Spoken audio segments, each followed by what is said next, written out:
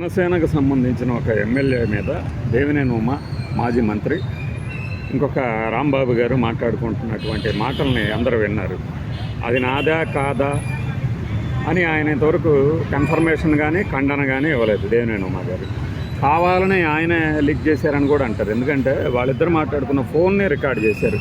ఈయన రికార్డ్ చేశాడా ఆయన రికార్డ్ చేశారా అనేది అది అలా కొనసాగుతుండగానే ఇప్పుడు అజోలో ఒక పెద్ద కథనం వచ్చేసింది, చూశారో లేదంటే.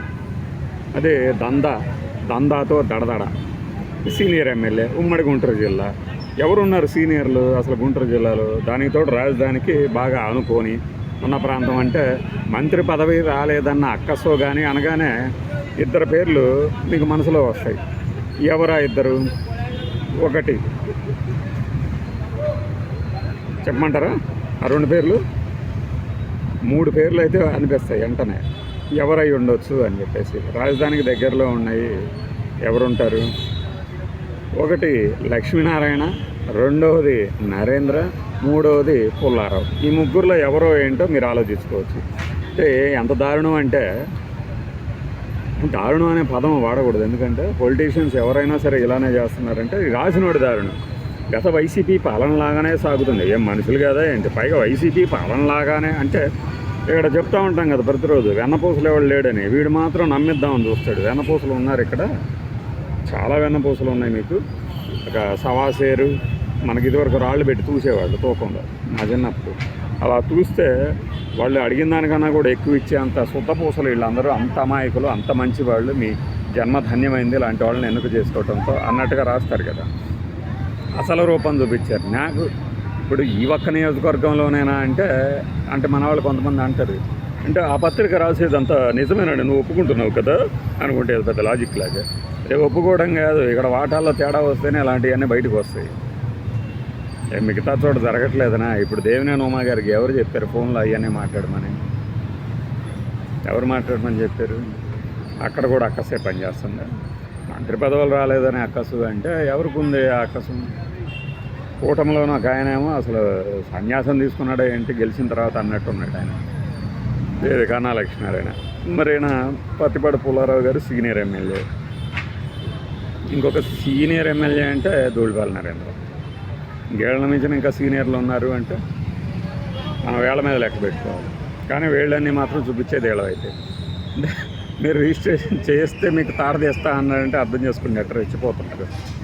ఇప్పుడు ఎక్కడో బ్యాంకు వేలం వేసిన దాన్ని కూడా అది నాకు తెలియకుండా ఎట్ట వేలం వేస్తారు, ఆపేయండి అన్నాడంటే ఏంటి దీని ఉద్దేశం? ఎవరు ఆ సీనియర్ ఎమ్మెల్యే? ఎవరు ఇలాంటి బెదిరింపు బోండాలకు పాల్పడేది ఎవరు? సీనియర్ అనగానే ఒక మనకు సీనియర్ ఎమ్మెల్యే అంటే ఎవరైనా ఏం చూస్తారంటే ఒక 5-6 సార్లు గెలిచిన వాళ్ళు అనుకుంటారు. కాదు, 2-3 సార్లు గెలిచిన వాళ్ళని కూడా సీనియర్ల ముద్ర వేస్తున్నారంటే మనం ఏం చేయలేం. కానీ మొత్తానికి అదనమాట ఈ భూభాగవతాలు బయట పడింది కాబట్టి ఇతనే బాగా దందాల వీరుడు. ఎందుకో ఒక పెద్ద మంత్రి మీదే ఉంది కదా, మాట్లాడితే హైదరాబాద్లో వచ్చి కూర్చుంటున్నాడు, హైదరాబాద్లో దందాలు చేస్తున్నాడు అని. ఇక్కడ రేవంత్ రెడ్డి ప్రభుత్వమే ఆంధ్రప్రదేశ్ ప్రభుత్వానికి ఒక చిన్న సూచన చేసిందంటే మీ వాడిని అక్కడ పెట్టుకోమనండి, ఇక్కడ పెట్టవద్దు ఈ పంచాయతీలు, దానికే పరిమితం కానివ్వండి అని.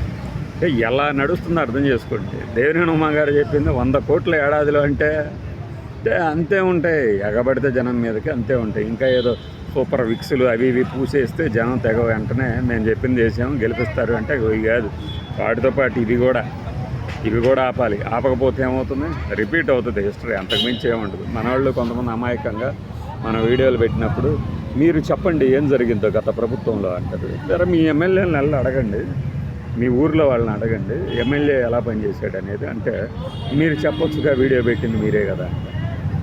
మీకు వేసే 4,000 10,000 కాదు, మీ పాలన ఎలా ఉందో కూడా ఆ స్థానికులను అడిగితే చెప్తారు ఏం చేశారు అనేది. అంటే వీళ్ళందరూ రాష్ట్ర జగన్మోహన్ రెడ్డి హయాంలో మంచిగా చేశాను ఏంటి? మంచిగా చేసింది 20,000 చేస్తే మంచి జరిగినట్ట.